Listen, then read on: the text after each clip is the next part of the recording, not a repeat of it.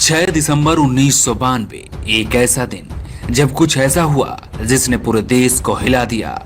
उस दिन पूरा अयोध्या जय श्री राम के नारों से गूंज रहा था और सैकड़ों साल पुरानी मस्जिद पर चोट करती ठक ठक की आवाजें हर तरफ सुनाई दे रही थी। और फिर आया अगला दिन यानी 7 दिसंबर, जब आवाजें खामोश हो चुकी थी और देश में आने वाले तूफान का संकेत देने लगी थी। लेकिन ऐसा क्या हुआ था कि 6 दिसंबर 1992 को विवादित ढांचे को कारसेवकों ने एक सपाट मैदान में बदल दिया। ये जानने के लिए हमें 490 साल पहले जाना पड़ेगा कि सन 1528 में बाबर ने एक मस्जिद का निर्माण कराया जिसे नाम दिया गया बाबरी मस्जिद। लेकिन हिंदू ऐसा मानते हैं कि इस जगह भगवान श्री राम का मंदिर था और यहीं पर भगवान श्री राम का जन्म हुआ था, जिसे 1853 में बाबर ने तोड़कर मस्जिद का निर्माण कराया था। तब से लेकर आज तक नए नए तर्क दिए जा रहे हैं। लेकिन 1859 में ब्रिटिश सरकार ने विवादित ढांचे के चारों ओर तार की एक पाट खड़ी करके विवादित ढांचे के आंतरिक और बाहरी परिसर में मुसलमानों और हिंदुओं को अलग अलग प्रार्थनाओं की इजाजत दे दी। 1885 में मामला पहली बार अदालत में पहुंचा, जब महंत रघुबरदास ने फैजाबाद अदालत में बाहरी मस्जिद से लगे एक राम मंदिर के निर्माण की इजाजत के लिए अपील दायर कर दी। 23 दिसंबर 1949 को करीब 50 हिंदुओं ने मस्जिद के केंद्रीय स्थल पर कथित तौर पर भगवान राम की मूर्ति रख दी। इसके बाद उस स्थान पर हिंदू नियमित रूप से पूजा करने लगे।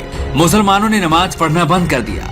16 जनवरी 1950 को गोपाल सिंह बिसारद ने फैजाबाद अदालत में एक अपील दायर कर रामलला की पूजा अर्चना की विशेष इजाजत मांग ली।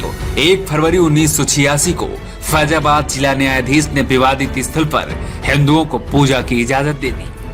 ताले दोबारा खोले गए और नाराज मुस्लिमों ने विरोध में बाबरी मस्जिद एक्शन टीम का गठन कर दिया। जून 1989 में भारतीय जनता पार्टी बीएचपी को औपचारिक समर्थन देना शुरू कर दिया और मंदिर आंदोलन को नया जीवन दे दिया। ऐसे बीएचपी के हौसले और बुलंद हो गए। 25 सितंबर 1990 को बीजेपी अध्यक्ष लाल कृष्ण आडवाणी ने गुजरात के सोमनाथ से उत्तर प्रदेश के अयोध्या तक रथ यात्रा निकाली, जिसके बाद सांप्रदायिक दंगे शुरू हो गए और 1990 में बिहार के समस्तीपुर से आडवाणी को गिरफ्तार कर लिया गया। बीजेपी ने तत्कालीन प्रधानमंत्री वीपी सिंह की सरकार से समर्थन वापस ले लिया, जिसके बाद अक्टूबर 1991 में उत्तर प्रदेश में कल्याण सिंह की सरकार ने बाबरी मस्जिद के आसपास की 2.77 एकड़ भूमि को अपने अधिकार में ले लिया। 6 दिसंबर 1992 को हजारों की संख्या में कारसेवकों ने अयोध्या पहुंचकर बाबरी मस्जिद को तहस नहस कर दिया। इसके बाद सांप्रदायिक दंगे शुरू हो गए। जल्दबाजी में एक अस्थायी राम मंदिर का निर्माण भी करा दिया गया। जनवरी 2002 में प्रधानमंत्री अटल बिहारी वाजपेयी ने अपने कार्यकाल में एक अयोध्या विभाग भी शुरू किया, जिसका काम विवाद को सुलझाने के लिए हिंदू और मुस्लिमों से बातचीत करना था।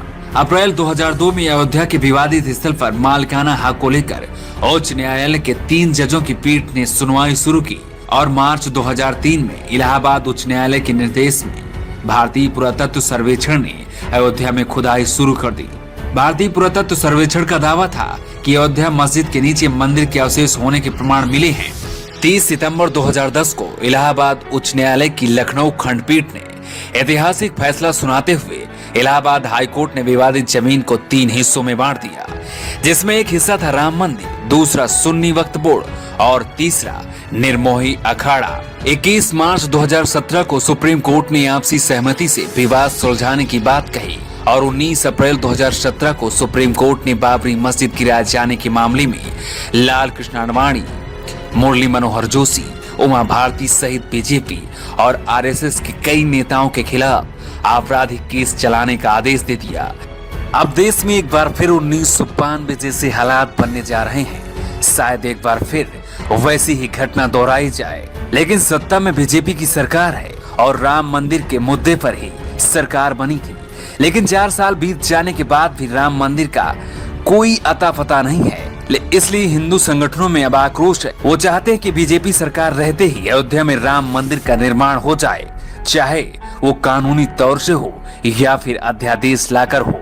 या फिर बीजेपी का नया स्टंट है जो 2019 के लिए पहले से ही जमीन तैयार कर रहा है। ये तो आने वाला समय ही बताएगा कि क्या अयोध्या में राम मंदिर